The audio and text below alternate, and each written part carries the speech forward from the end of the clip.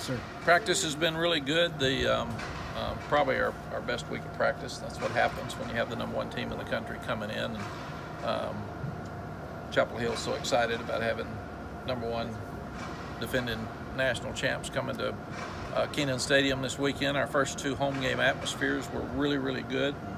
I'm excited for Clemson people to see that. Clemson has a tremendous atmosphere at their place, and I want them to see that we do too. So thank you, fans, for all you've done, and keep coming. Get there early and be loud and help us. And we got a great challenge this weekend, and we know that there's a lot of things we have to do to play well, to hang in there with them and have a chance in the fourth quarter, but because nobody else has.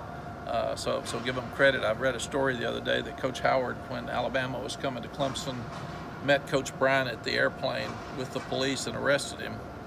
And Coach Bryant said, "What are you arresting me for?" And he said, "Disturbing the peace in my county." Well, I may get Dabo arrested. That might be the best thing to do. The other thing I've done for 5 years is text Dabo on Friday night and said, "Give me keys to the game tomorrow." So I may text him Friday night and say, "Give me keys to the game tomorrow," and I don't know if I'll get the same answer I've been getting. Mack, do you use this as a litmus test really for the players to say this is kind of where we want to get to day in and day out? Absolutely. We tell them we want to win the game. They got better players than we do. They're deeper than we are. They're used to winning. We know it's an uphill battle, but also this is who you want to be. I mean, they're the best. They're the best in the country. They're the best in the conference. Everybody's chasing them, not just the people in this conference. So when you see their video, that's what we want to look like. Is that an easy sales pitch, or is it a little bit more challenging coming off 2 losses? No. I said it the first of the year, we want to try to win every game, and that's who we are. What an awful thing if we walked around and said, "Oh, God, we can't win." I mean, more just sales pitch, maybe I should clarify the question. Getting their minds to where you think they need to be this week, given the scars that you talked about the other day. I told them I thought we should have won the last 2 games. So we should be 4-0, and then it'd be 2 4-0 teams matched up here. And it would be a lot better build up to this game than it is right now. So our job is to get better, and that's all we can do. And like I said, if they're proud of 2-0, we should be disappointed in 2-2. And that's where I am with them. And the thing we've talked about is we've outscored people 45-9 in the fourth quarter. Good for you. That was one of our goals for this year, and that's something that we really needed to change, and they've changed it. Now let's quit going home in the second quarter. Let's play 4 quarters, and that's what we're not doing. We gotta play every play, and not be this kind of team. We got to be this kind of team. Mack, you face a number of #1 teams in your career. What is the difference in a game like this? The difference is that if Clemson plays great, they're going to win. That's it. To beat a team like this, they have to make some mistakes, and especially have some turnovers or kicking game mistakes.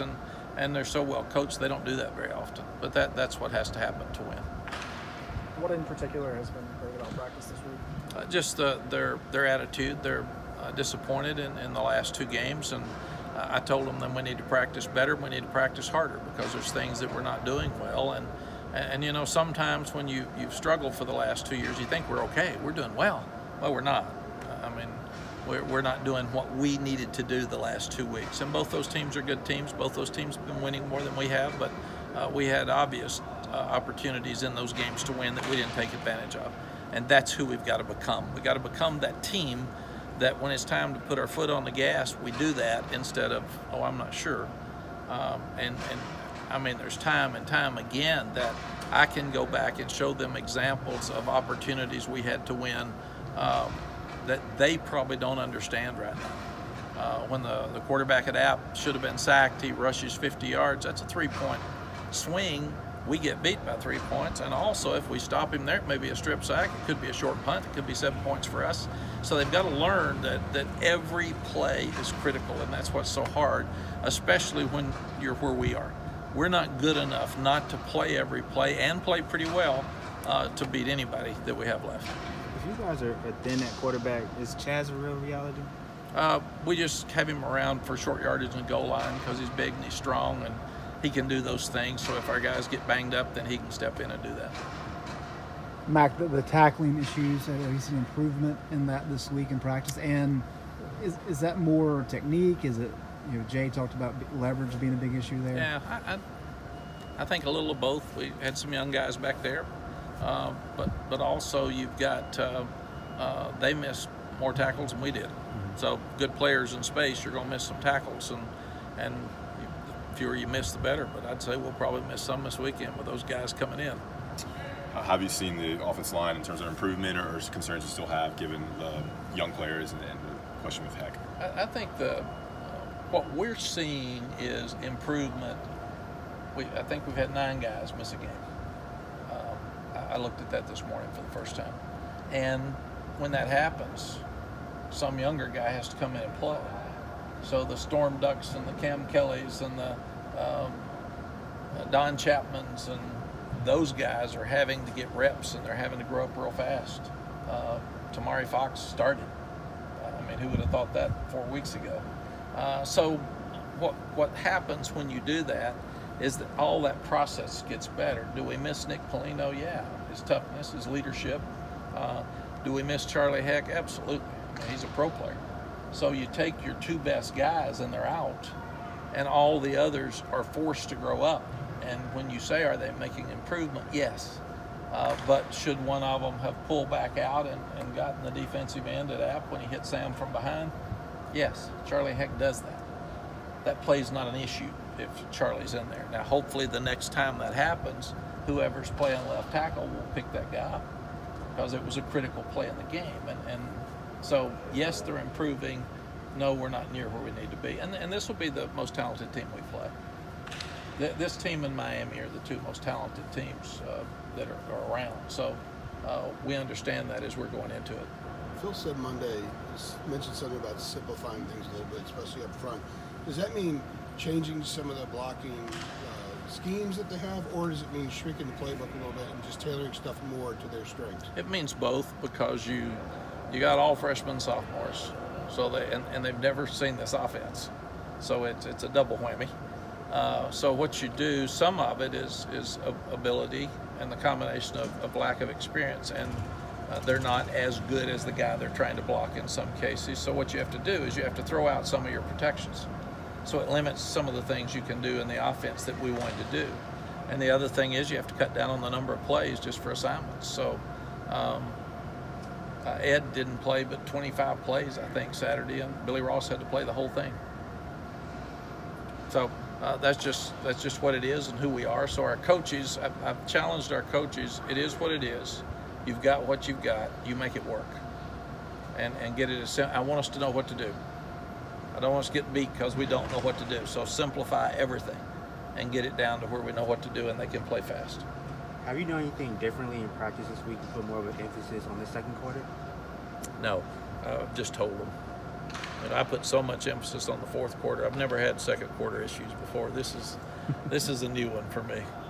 40-something years, and this is the first second quarter issue I've had. I told them I checked into the video to see if they left, and just left the field for a while and came back, and they didn't think that was funny, so maybe that'll help. Do you think just learning how to be the program you want to be is part of what's at play here? It takes time to get to the point where you're at that level for 4 quarters? Absolutely. And you understand that there are no plays off. And you understand that the last 5 minutes of the half is critical, and the first 5 minutes of the second half is critical. And you understand that answering when they do something well, you've got to answer it. Understanding when the defense is out there with 6 minutes left the last 2 games, if they get a stop, we're going to win the game. And they play well during the game, but they don't get the stop when they have to. And the whole be the one issue was you be the one to make that play. So we got to start making those plays. And we made them in the first 2, and we didn't make them in the second 2. Ask me why. Oh my gosh. I'd be doing something a lot more important than coaching football if I could answer that. But that's what we've got to do. Mack, after the Wake Forest game, Aaron Crawford had said that with some of the seniors that were out due to injury, that the other seniors didn't adjust the way they needed to in terms of leadership. Have you seen those adjustments take place the way they've needed to the last week or so? I think the seniors are really trying. Player-led teams are really good teams. Coaches-led teams are average because we're not out on the field with them. And we don't have many seniors. And then Strobridge gets hurt, so he can't lead. You're just not a leader. Patrice was on the sideline screaming and shouting Saturday, but he wasn't in pads. And then you look at Charlie.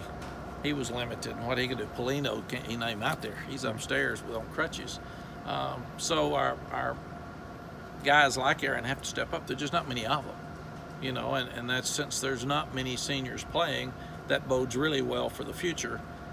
But we've got to have some other guys learn to step up. Miles isn't a very vocal guy. He'll tell them what to do, and he does his job. But none of those guys are real talkers. So leadership on our team is something that we've talked about constantly. You've been kind of coaching up the opportunity this team has, and with that, is there a sense that they can play really loose with not a lot to lose, knowing the challenge that is that kind of a thing you're stressing? Yeah, I've tried to teach them that you need to be who you are every week. It shouldn't be whether it's Appalachian State, Wake Forest, South Carolina, Miami, or Clemson. You ought to be you. But at the same time, there's more pressure on us for Wake and Appalachian than there is Clemson, because nobody thinks we're going to beat Clemson. And the other thing I said, for you guys that want to be NFL players, NFL scouts are going to look at this game. They're going to look at you against the best players in the country. So understand that this weekend. But I've told them we need to be us. The thing I want them to do is play well and play hard and play every play, and not look at the scoreboard. So if it's 50-0, I want us to play the last play as hard as we did the first play, because that's one thing I think our fans will appreciate right now is our guys are giving it everything they've got. That's also part of building that culture, though. Just asking. Yes, yeah. There's no doubt that we've got to go back, and next week there won't be near as much excitement about the Georgia Tech game nationally as there is this game. It'd be more like the Wake Forest game. There was a lot more attention to Miami than there was Wake Forest. Will our guys respond and get ready to play next week? They better, because Georgia Tech's going to play hard when we get to Atlanta. So that's what you got to do. You got to build this type attitude instead of this, and we've been on a roller coaster, and that roller coaster jumped back out here the last 2 weeks, and we've got 1,000 excuses that I've told our coaches I don't want to hear. Coach, since it's such a big game, is there anything differently you're telling the players to cope with the pressure? No, go play. Our life has always been with challenge there's opportunity, and you get to play against the best. That's the standard you're trying to get to. You get to see it, you get to study it. Let's see how we can stand up to it. And that's what we talk about every day. That playing football is a challenge, but it's an opportunity for you to grow up. I did tell them today that life would be different if, when a coach lost a game, he didn't get paid that week. And I said, so what if a player didn't get to eat or didn't get his scholarship played if he didn't play well or didn't grade well or his unit didn't play well? Then we'd all have more attention to detail. So that got their attention a lot, especially the coaches. They went, I said, yeah, so when? What's the biggest upset that you've ever been a part of that your team's pulled off? Ooh. Jeremy, what would be the biggest upset? The media would tell them Messi. Yeah, probably that we weren't supposed to win. We were fifth and Oklahoma was first when we beat Oklahoma when they were number one in the country. That was a big upset for people. Probably Kansas State.